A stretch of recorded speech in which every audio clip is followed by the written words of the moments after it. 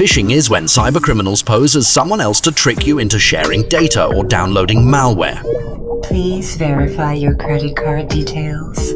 Phishing is often done by email, but it comes in many forms. Attackers may call you on the phone and pretend to be your bank or cell phone carrier. We are stay activate remote access. That is called voice phishing or vishing. Phishing may also use text messages. Then it's called smishing. Whatever the medium, phishing is a sham. The good news is, phishing is easy to spot. The sender's address is almost like the real one, but it's a little off.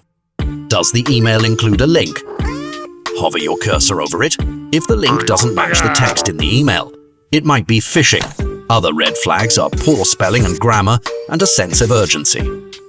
Attackers push you to act before you can think.